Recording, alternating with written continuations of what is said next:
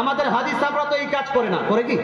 হাজী সাহেবরা করে না, মৌলভী সাহেবরা করে না, জ্ঞানী গুণী মাস্টাররা করে না, যারা বলো আপনার মানুষ এরা করে না, ওই যুবকরা করছে। যুবকরা করে, তো যুবকদের কারণে গোটা সুন্নিদেরকে দোষারোপ করা যাবে? করা যাবে? আজকে মুসলমান ঘরের ছেলেরা পিকনিক করতে যায় কি যায় না? আজকের দিন পিকনিক করতে যায় কি যায় না? আজকে মুসলমান ঘরের ছেলেরা আপনার নাচ গান করছে কি করছে না? নাচ গান করছে। তো মুসলমান ঘরের যে যুবকরা নাচ গান করছে তাদের কারণে গোটা মুসলমান সমাজকে বদনাম করা যাবে? যাবে না। তদ্রূপ যদি সুন্নিদের মধ্যে কোন মানুষ যদি ভুল কাজ করে থাকে তাকে বুঝাতে হবে, গোটা সুন্নিয়তকে বদনাম করা যাবে না। আচ্ছা বলেন তো, ওয়াহাবিদের মধ্যে চোর আছে কি না? হ্যাঁ আছে, আছে। চোর নাই? ডাকাত আছে কি নাই? আছে। বেনামাজি আছে কি নাই? আছে। বেরোজগার আছে কি নাই? আছে। চিটার আছে কি নাই? আছে। সুদখোর ঘুষখোর আছে কি নাই? সব আছে। তাহলে কেউ যদি একজন সুদখোর হয় তাদের মধ্যে কিছু, তো গোটাটাকে সুদখোর বলা যাবে? বলা যাবে? গোটাটাকে ঘুষখোর বলা যাবে না। তদ্রূপ যদি সুন্নিদের মধ্যে কোনো ব্যক্তি, আচ্ছা আপনাদের মধ্যে কেউ মাজারে গিয়ে সাজদা করেছেন? কোন একজন ব্যক্তি মাজারে গিয়ে সাজদা করেছেন? সাজদা করেননি। তো আপনাদের মধ্যে কেউ সাজদা করেনি। এবার যদি এই গোটা জেলার মধ্যে দুই একজন মানুষ সাজদা করে ভুলবশত না জানার কারণে, ওই দুই একজনের জন্য গোটা সুন্নিয়তকে কবর পূজারি বলা যাবে? বলা যাবে না। মুসলমান কিন্তু ওয়াহাবিদের চাল, ওয়াহাবিদের চিটিং হলো এই যে গোটা সুন্নিদেরকে কবর পূজারি বলছে।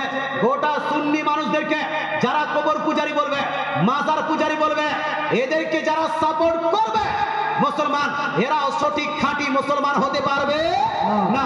সুন্নিদেরকে কবর পূজারি, মাজার পূজারি আর পীর পূজারি। আচ্ছা বলেন তো, কবর পূজা করা যায় না না যায়? হ্যাঁ যায়, যায় না। মাজার পূজা করা যায় না না যায়? না যায়। আমরা তো বলি যে পূজা বা ইবাদত একমাত্র চলবে কার? আল্লাহ। আল্লাহ, আল্লাহ তাআলা ছাড়া অন্য কারো পূজা করা চলবে না, ইবাদত করা চলবে না। আমাদের কলমাটা হলো লা ইলাহা ইল্লাল্লাহ। লা ইলাহা ইল্লাল্লাহ অর্থটা কি? আল্লাহ তাআলা ছাড়া কোনো উপাস্য নাই, আল্লাহ তাআলা ছাড়া কোনো মাবুদ নাই। একমাত্র ইবাদত, একমাত্র পূজা চলবে কার? আল্লাহ। তাহলে কবর পূজা করা এটা তো জায়েজ নয়, এটা শিরকি কাজ। মাজার পূজা করা এটা তো জায়েজ নয়, এটা হলো শিরকি কাজ। পীর পূজা করা এটা তো জায়েজ নয়, এটা হলো শিরকি কাজ। আমরা করি না। তারপরে কেউ যদি আমাদেরকে কবর পূজারি বলে, আমাদেরকে মাজার পূজারি বলে, আমাদেরকে পীর পূজারি বলে, মুসলমান নিজেকে আমাদেরকে কবর পূজারি, মাজার পূজারি বলার কারণে এই শিরকের ফতোয়া ঘুরে তাদেরকে লাগবে, তারাই নিজে শিরক করে ইসলাম থেকে খারিজ হয়ে যাবে। কথা বুঝে গেল? এই জন্য বলছি, খবরদার হুঁশিয়ার, আপনারা যে সমস্ত ব্যক্তি এরকম বাড়াবাড়ি করে তাদেরকেও কোন রকম সাপোর্ট করবেন না। একবার দরুদ শরীফ পড়ুন, আল্লাহুম্মা সাল্লু আলা মুহাম্মাদিন।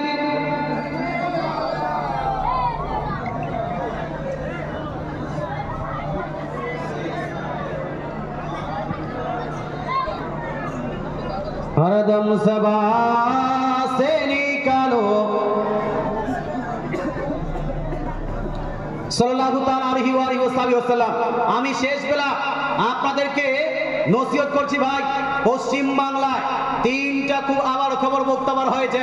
মুসলমান এরা মানুষকে পথভ্রষ্ট করে, ব্রেন ওয়াশ করে। এর মধ্যে একটা হলো মমতাজ, আর একটা হলো ডাবচোর, আর একটা ব্রাদার। মুসলমান এদের থেকে একটু সতর্ক থাকার চেষ্টা করবেন। এদের যদি কোনো কথা, সে ডাবচোর হোক, মমতাজ হোক, ব্রাদার হোক, এদের যদি কোনো কথা আপনাকে ভালো লেগে যায়, বাই চান্স যদি ভালো লেগে যায়, তাহলে খবরদার হুঁশিয়ার, সুন্নিয়তকে ছাড়ার আগে সুন্নি বড় বড় মুফতি, বড় বড় মৌলবীদের সঙ্গে কন্ট্যাক্ট করবেন। কন্ট্যাক্ট করে নিজের কনফিউশন গুলো তার কাছে পেশ করবেন। এই ছোট ছোট মৌলবীদেরকে না, বড় বড় যে আলিমগুলো আছে তাদের সঙ্গে কন্ট্যাক্ট করে বলবেন, হুজুর ফাল্লা অমুকের কাছ থেকে আমি শুনলাম যে এই করা যাবে না, হুজুর এটা কি তিনি ঠিক বলেছেন? আর যদি করা যায় তা আমাদের দলিল কোথায় আছে? আমাদের সুন্নি আলিমদেরকে যখন জিজ্ঞেস করবেন, বড় বড় আলিমদেরকে, তখন আপনার ব্রেনটা ঠিক আসবে। আর যদি আমাদেরকে জিজ্ঞেস করার আগে শুধু তার কথায় আপনি সুন্নিয়তকে ছেড়ে দেন, ইহজগত যাবে আর পরকালও আপনার যাবে। কারণ পৃথিবীতে 73টি ফিরকা, আমি আগেই বলেছি 73টি ফিরকার মধ্যে একমাত্র সুন্নিরাই অনেকটাই আমাদের আপনার সঠিকভাবে কোরআন হাদিসকে ফলো করে বাকি কেউ ফলো করে না। আমি আপনাকে বললাম ভাই একটা করে কিতাব অবশ্যই অবশ্যই আপনি নিন আর নিজে পড়বেন, আপনার বন্ধু বান্ধবদের পড়াবেন, বুঝতে পারবেন যে আমাদের কতগুলো দলিল আছে, বিনা দলিলে আমরা কথা বলি না। মুসলমান এখানে আমাদের প্রশ্ন করা হয়েছিল যে মাজারে বাজার লাগানো চলবে কিনা। আমি বললাম মাজারে যেগুলা করা যায় আর যেগুলা করা যায় নয়, মাজার আমাদের চলবে। চলবে কি চলবে না? মাজার চলবে, কিন্তু মাজারের নামে বাজার চলবে না।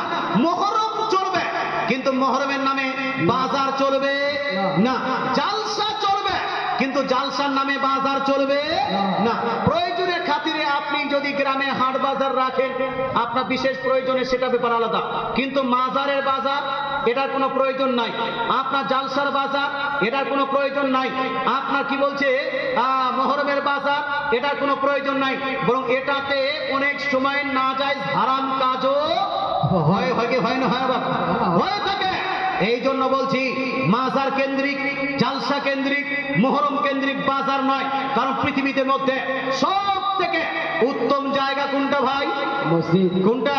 আল্লাহ তাআলা রাসূল বলেছেন সহিহ মুসলিমের হাদিস, আহাব্বুল বিলাদ ইলাল্লাহি মাসাজিদুহা, আল্লাহ তাআলার কাছে সব থেকে উত্তম জায়গা হলো আল্লাহর মসজিদ সমূহ। ওয়া আবগাসুল বিলাদ ইলাল্লাহি আসওয়াকুহা, আর পৃথিবীর মধ্যে সব থেকে নিকৃষ্ট জায়গা হলো পৃথিবীর বাজার সমূহ। বলুন তো ভাই, সব থেকে নিকৃষ্ট আপনার কাজটা করলে নেকি হবে না গুনাহ? গুনাহ হবে। কোনটা হবে? তাহলে ধর্মের নামে এই গুনাহ কাজটা করা যাবে? আপনারা আজকে শাহপুরের মানুষকে আমি ধন্যবাদ জানাচ্ছি। আজকের জালসা এত ভালো করেছেন, এত ফার্স্ট নাইট, জানুয়ারির ফার্স্ট নাইটে আপনি জালসা করে আপনি নেকি পেয়েছেন অনেক। 2 নাম্বার, আপনার জালসাকে কেন্দ্র করে কোনো বাজার করেননি। বাজার হয়েছে কি আজকে? বাজার নাই। আর এটাকে আপনারা চালু রাখবেন, আগামীতেও যখন জালসা করবেন কোনো বাজার লাগানো যাবে না। আর যদি কোনো জায়গায় মাজার হয়, মাজারের পাশে যেই বাজারগুলো হয় সেখানে আপনার মহিলাদেরকে পাঠাবেন। জালসা শুনতে পারে, জালসা শুনতে মহিলারা পারে, তবে মশলা ঠিকভাবে জানতে হবে। কিছু বলছেন মুসলমান? মুসলমান, এই তো প্রশ্ন উত্তর হয়ে গেল। আর কিছু কারো জানা আছে? জানা কিছু থাকলে বলুন, হাত খাড়া করুন, বলুন।